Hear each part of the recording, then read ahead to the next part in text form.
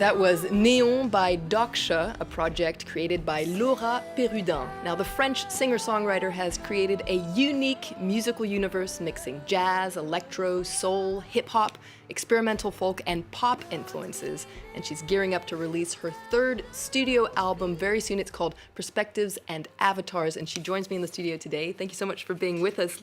Now, before we talk about your new release, we're living in very unusual times these days. How has the ongoing coronavirus crisis, how has that affected your musical projects? I think I'm pretty lucky because it happened at a moment when I needed time at home to finish the album, to finish the artwork I did myself too. Oh, wow. So it was a huge solo work at home to do, so it was kind of exactly when I needed to be quiet. So I'm very lucky because the timing was right for me. And right now, of course, everything was weird and moving and like everything is complicated.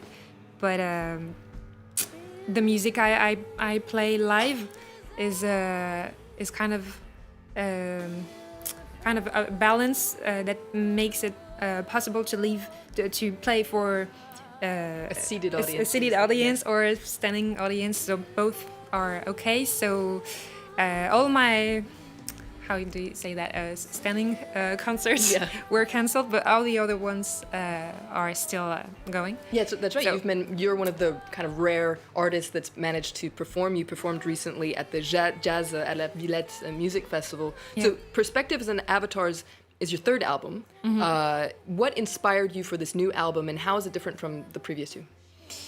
There is a kind of a writing concept that is like the name Perspectives and Avatars refers to the idea of each song being a character speaking from its own point of view. Mm-hmm. So each song is a perspective, and it allowed me to go out. How to say that? To get out of your own head, perhaps? Yeah, exactly, of my own eye. Mm-hmm. And it was pretty liberating to write that way. And so this is about the lyrics and about the music.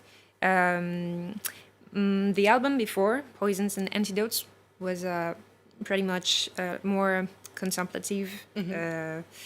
And I had the chance to play it several times, like a lot. I had a pretty cool and long tour to experiment it live, and I felt like I needed something more, like a different energy, something that's more like danceable, mm-hmm. maybe more electric. And so I composed the new album regarding of this energy I wanted to create live.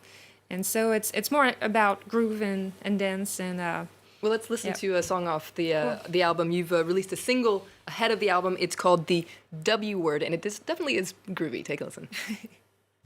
Don't need any hat, don't need any cap, don't need any bat to know that.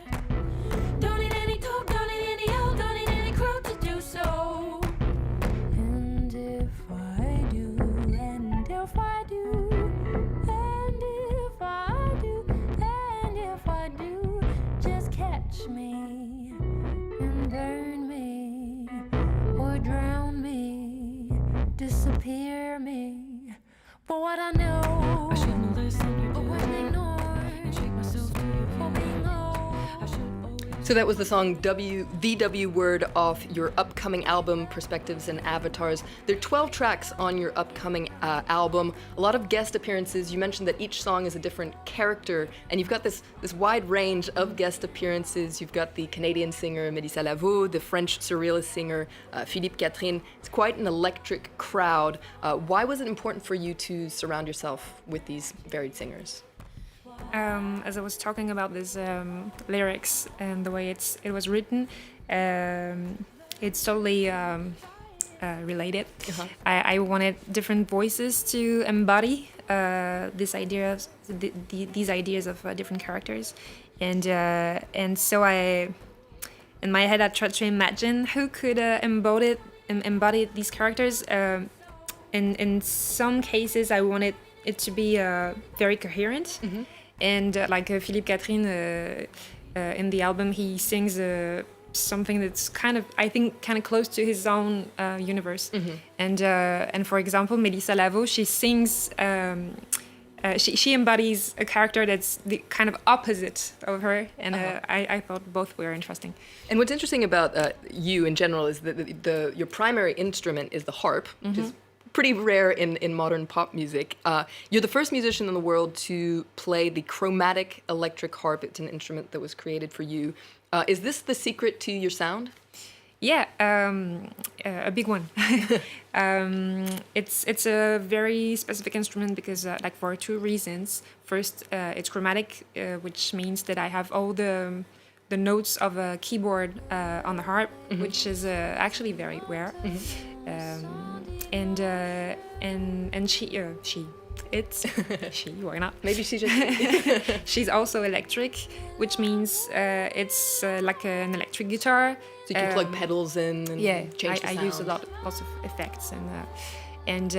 So at the same time, I can play a harmonic language that can be very wide, and I like all my jazz influences can be expressed with that instrument. And at the same time, I can really sculpt the sound and use electronics. And like electronic music is probably the first way for me as a child, the first approach to composition. So it's really important for me to be able to use to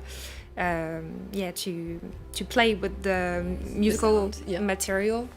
And that instrument allows me to do all of this together and live.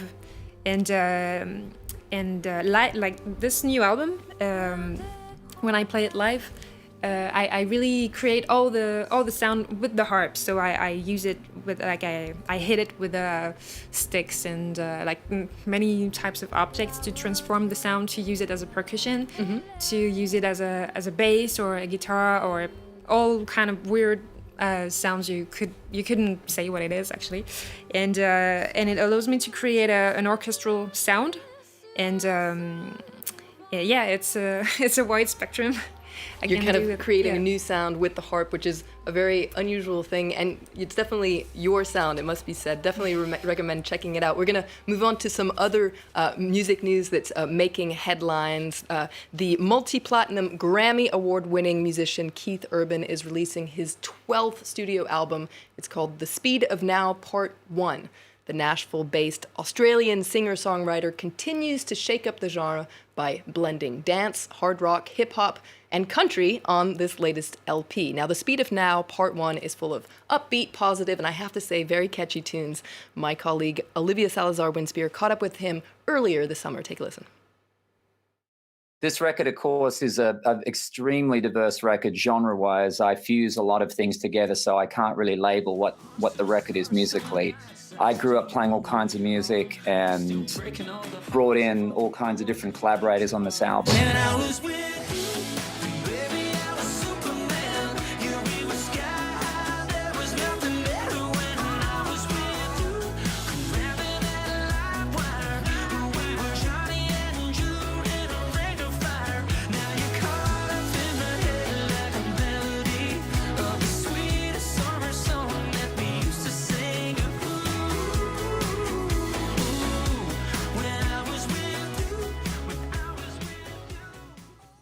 Next, 50 years after releasing his acclaimed album Tea for the Tillerman, Yusuf, formerly known as Cat Stevens, is revisiting his most beloved record for a new project called Tea for the Tillerman Squared. Now, it's a re-recording of all 11 songs from the 1970 LP, and rather than note-for-note recreations, Yusuf has put a new spin on many of the tunes. For instance, on the new version of the classic hit Father and Son, he brings together his 2020 recorded vocals, Father, with a recording of his younger self in the role of the son. So essentially, he's duetting with his younger self. It's really cool. Check it out. Just relax, take it easy. You're still young, that's your fault. There's so much you have to know. Find a girl, settle down. If you want, you can marry. Look at me, I am old, but I'm happy. I was once like you are now, and I know that it's not easy to be calm when you found something going on. Such a classic song there. Now, Laura, there's a lot of uncertainty surrounding the music industry, the future of the music industry, given the ongoing coronavirus scandal. Do you think that musicians are going to have to think outside of the box for ways to connect with fans in a different way? Yeah, sure. Like right now, I have no idea, no precise idea of what to do, how to transform the activity. I'm just trying to start thinking about adapting, but I really don't know right now. Sorry. Mystery. Yeah. We'll try to find out. We'll think about it together. Yeah. Now, finally, there's no stopping the Canadian-American folk rock hero Neil Young. After releasing an LP in June, he's dropping a new EP. The Times is made up of solo acoustic recordings during his fireside sessions recorded during the lockdown. Now, the legendary activist gets very political on this latest release, as you'll be able to hear on the track Looking for a Leader, but we're going to leave you with that track before we go. I want to thank my guest. Thank you so much, Laura Perrudin, for being with us. So your album is coming out very soon, Perspectives and Avatars. Good luck with that release. For more arts and culture news, you can head to our website and stay in touch on social media. Stay tuned to France 24. More news is coming up right after this. Yeah, we had Barack Obama, and we really need him now. The man who stood behind him has to take his place somehow. America has a leader building walls around our house. We don't know Black Lives Matter, and we got to vote him out.